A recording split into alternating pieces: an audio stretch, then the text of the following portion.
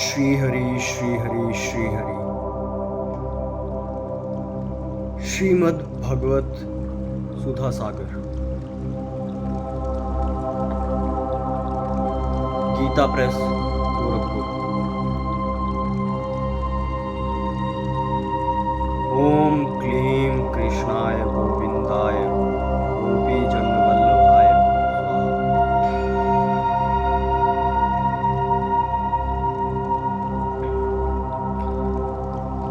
त्वमेव माता च पिता त्वमेव, त्वमेव बन्धुः च सखा त्वमेव, त्वमेव विद्या द्रविणं त्वमेव, त्वमेव सर्वं मम देव देव।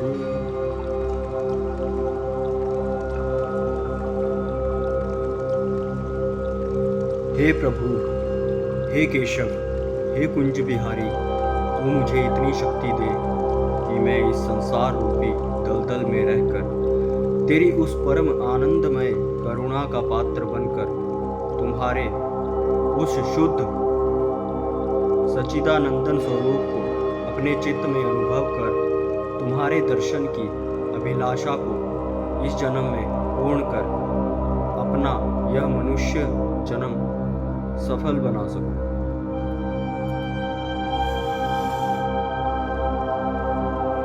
अस्तो मां सद्गमय, तमसो मां ज्योतिर्गमय, मृत्योर्मां अमृतगमय।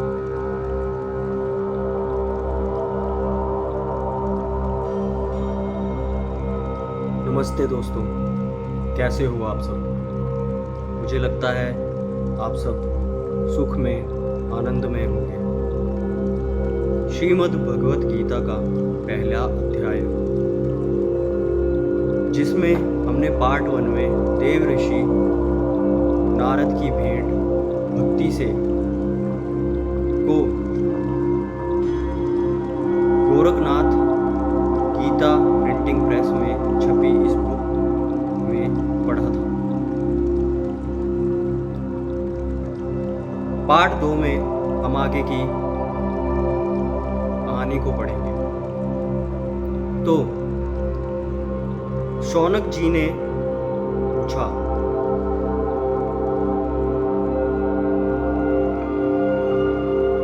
सांसारिक प्रपंच से मुक्त एवं विचरणशील नारद जी का सनकादिक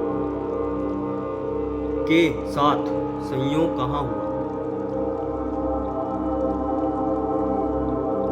और विधि विधान के श्रवण में उनकी प्रीति कैसे हुई? सूत जी ने कहा, अब मैं तुम्हें यह भक्तिपूर्ण कथानक सुनाता हूँ जो श्री शुकदेव जी ने मुझे अपना अनन्य शिष्य जानकर एकांत में सुनाया था। एक दिन विशालपुरी में वे चारों निर्मल ऋषि सत्संग के लिए आए। वहां उन्होंने नारद जी को देखा।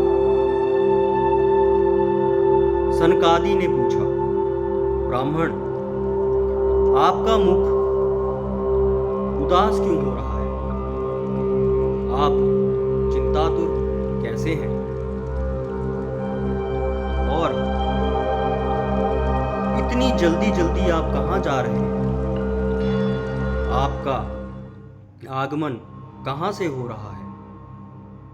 इस समय तो आप उस पुरुष के समान व्याकुल जान पड़ते हैं जिसका सारा धन लूट गया हो। आप जैसे आसक्ति रहित पुरुषों के लिए यह उचित नहीं है। इसका कारण बताइए। नारद जी ने कहा, मैं सर्वोत्तम लोक समझकर पृथ्वी में आया था। यहाँ पुष्कर, प्रयाग, काशी, गोदावरी, नासिक, हरिद्वार, कुरुक्षेत्र, श्रीखंड और सेतुबंध आदि कई तीर्थों में मैं इधर उधर विचरता रहा, किंतु मुझे कहीं भी मन को संतोष देने वाली शांति नहीं मिली। इस समय अधर्म के सहायक कलयुग ने सारी पृथ्वी को पीड़ित कर रखा है।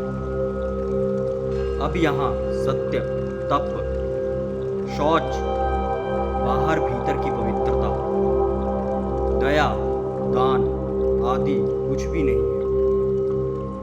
बेचारे जीव केवल अपना पेट पालने में लगे हुए हैं। वे असभ्य भाषी, आलसी, मंदबुद्धि, भाग्यहीन, उपद्रवग्रस्त हो गए हैं। जो साधु संत कहे जाते हैं वे पूरे पाखंडी हो गए।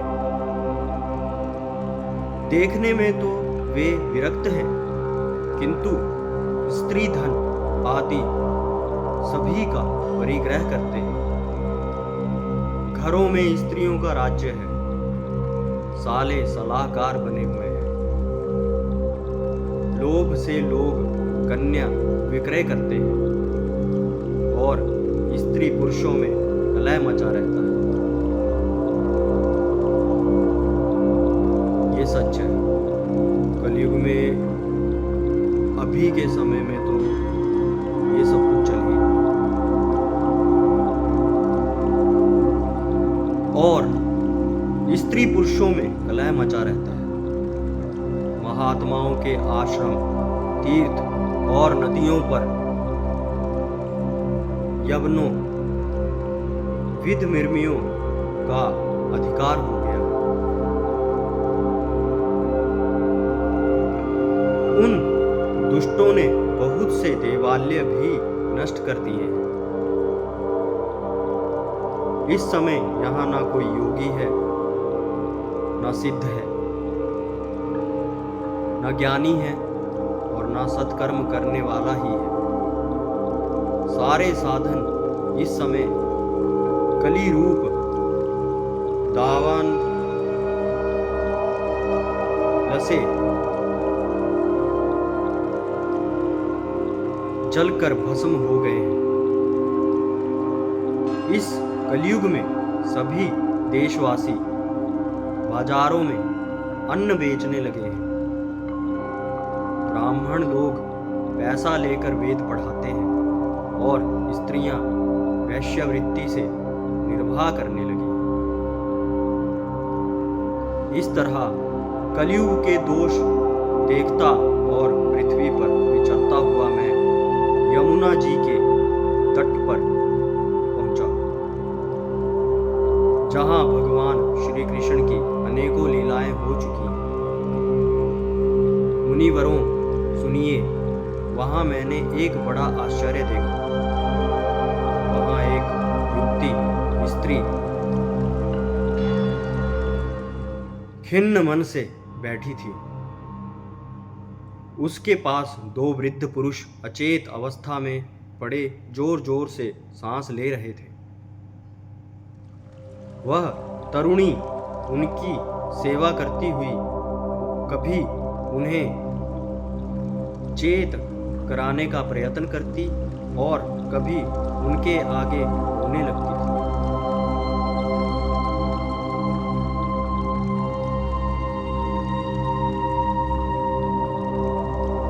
वह अपने शरीर के रक्षक परमात्मा को दसों दिशाओं में देख रही थी। उसके चारों ओर सैकड़ों स्त्रियां उसे पंखा झल रही थी और बार बार समझाती जाती थी। दूसरे यह सब चरित्र देखकर और कौतूहलवश उसके पास चला गया। मुझे देखकर वह युवती खड़ी हो गई और बड़ी व्याकुल होकर कहने लगी। युवती ने कहा, अजी महात्मा जी, क्षण भर ठहर जाइए और मेरी चिंता को नष्ट कर दीजिए। आपका दर्शन तो संसार के सभी पापों को सर्वथा नष्ट कर देने वाला है। आपके वचनों से मेरे दुखी मन की भी बहुत कुछ शांति हो जाएगी। मनुष्य का जब बड़ा भाग्य होता है तभी आपके दर्शन हुआ करते हैं। नारद जी कहते हैं, तब मैंने उस स्त्री से पूछा, देवी तुम कौन हो? ये दोनों पुरुष तुम्हारे क्या होते हैं? और तुम्हारे पास ये कमल नयनी देवियां कौन है? तुम हमें विस्तार से अपने दुख कारण बताओ। युवती ने कहा, मेरा नाम भक्ति है। ये ज्ञान और वैराग्य नामक मेरे पुत्र हैं। समय के फेर से ही ये ऐसे जर्जर हो गए हैं। ये देवियां गंगा जी आदि नदियां हैं।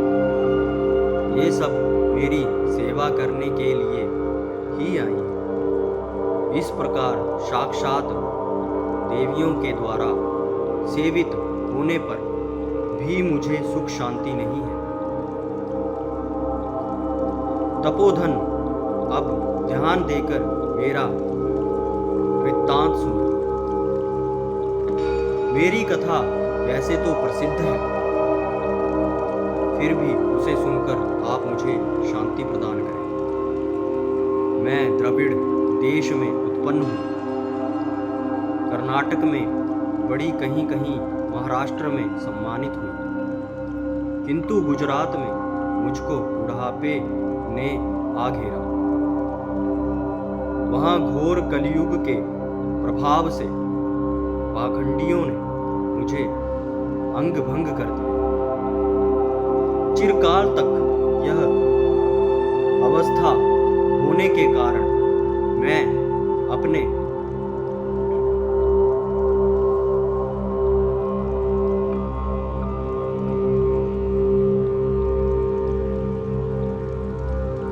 पुत्रों के साथ दुर्लभ और निस्तेज हो गया। अब जब से मैं वृंदावन आई, तब से पुनः परम सुंदरी स्वरूपवती नवयुक्ति हो गई हूँ। किंतु सामने पड़े हुए ये दोनों मेरे पुत्र थके मांदे दुखी हो रहे हैं। मैं तरुणी क्यों और ये दोनों मेरे पुत्र बूढ़े क्यों?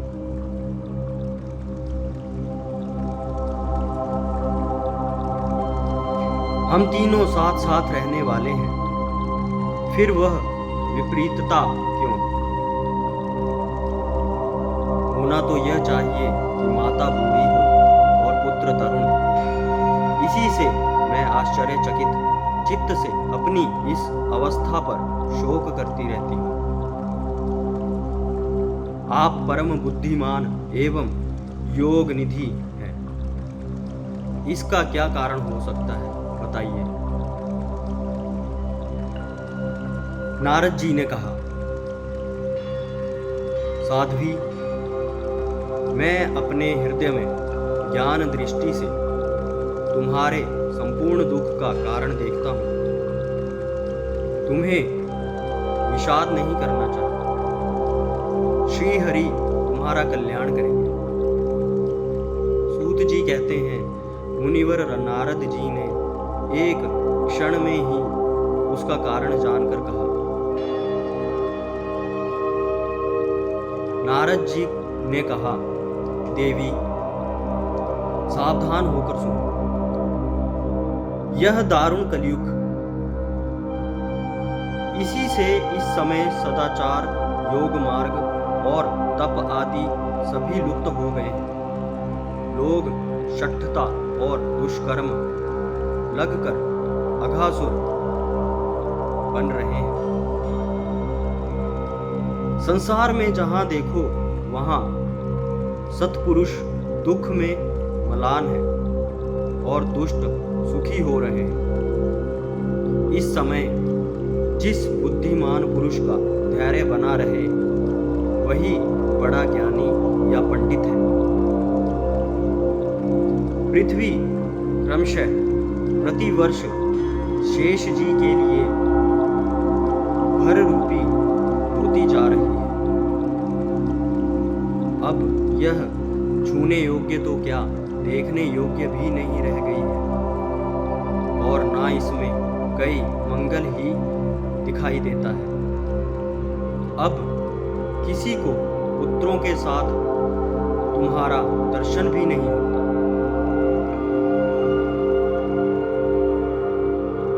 विषयानुराग के कारण अंधे बने हुए जीवों से उपेक्षित होकर तुम जर्जर हो रही थी। वृंदावन के संयोग से तुम फिर नवीन तरुणी हो गई हो। अतः यह वृंदावन धाम धन्य है, जहाँ भक्ति सर्वत्र नृत्य कर रही है। परंतु तुम्हारे इन दोनों पुत्रों का यहाँ कोई ग्रहण नहीं है, इसलिए इनका बुढ़ापा नहीं छूट रहा है। यहाँ इनको कुछ आत्मसुख की प्राप्ति होने के कारण ये सोते से जान पड़ते हैं। भक्ति ने कहा,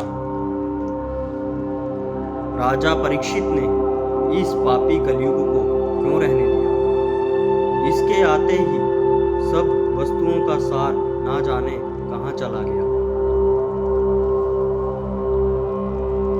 करुणामय श्री हरि से भी यह अधर्म कैसे देखा जाता है? उन्हें मेरा यह संदेह दूर कीजिए। आपके वचनों से मुझे बड़ी शांति मिली है। नारद जी ने कहा,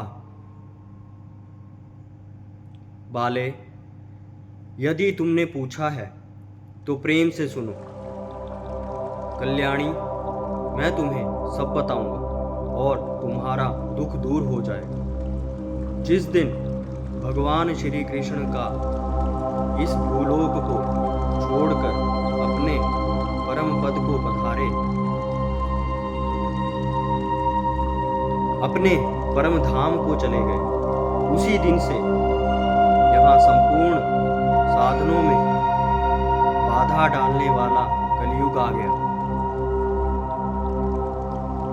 दिग्विजयों के समय राजा परीक्षित की दृष्टि पड़ने पर कलयुग दीन के समान उनकी शरणों में आया। भ्रमर के समान सारग्राही राजा ने यह निश्चय किया कि इस का वध मुझे नहीं करना चाहिए, क्योंकि जो फल तपस्या, योग एवं समाधि से भी नहीं मिलता, कलयुग में वही फल श्री हरि कीर्तन से ही भली भांति मिल जाता है। इस प्रकार सारहीन होने पर भी उसे इस एक ही दृष्टि से सारयुक्त देखकर उन्होंने कलयुग में उत्पन्न होने वाले जीवों के सुख के लिए ही इसे रहने दिया। इस समय लोगों के कुकर्म प्रवृत्त होने के कारण सभी वस्तुओं का सार निकल गया है और पृथ्वी के सारे पदार्थ बीजहीन उसी के समान हो गए हैं। ब्राह्मण केवल अन्न, धन आदि के लोभवश घर घर एवं जन जन को भागवत की कथा सुनाते लगे हैं। इसलिए कथा का सार चला गया। तीर्थों में नाना प्रकार के अत्यंत घोर कर्म करने वाले नास्तिक और नारकी पुरुष भी रहने लगे। इसलिए तीर्थों का भी प्रभाव जाता रहा। जिनका चित्त निरंतर काम, क्रोध महान लोभ और तृष्णा से तपता रहता है, वे भी तपस्या का ढोंग करने लगे। इसलिए तप का भी सार निकल गया। मन पर काबू न होने के कारण तथा लोभ, दंभ और पाखंड का आश्रय लेने के कारण एवं शास्त्र का अभ्यास न करने से ध्यान योग का फल मिट गया। पंडितों की यह दशा है कि वे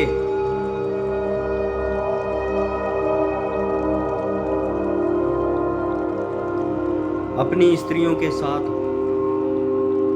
भैंसों की तरह रमण करते हैं। उनमें संतान पैदा करने की ही कुशलता पाई जाती है।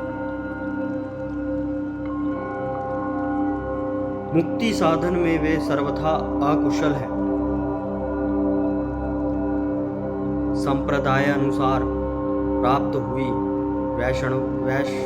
वैष्णवता भी कहीं देखने में नहीं आती। इस प्रकार जगह जगह सभी वस्तुओं का सार लुप्त हो गया है। यह तो इस युग का स्वभाव ही है, इसमें किसी का दोष नहीं है। इसी से पुंडरीकाक्ष भगवान बहुत समीप रहते हुए भी यह सब सह रहे हैं।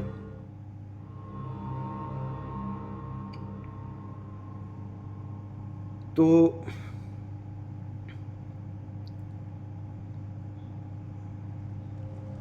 इस वार्तालाप में जो स्त्री है, जो कि नारद जी के साथ अपना सारा बीता हुआ जो कि उसके साथ हो रहा है वो बता रही है और उनसे पूछ रही है कि ऐसा क्यों है। नारद जी ने बताया कि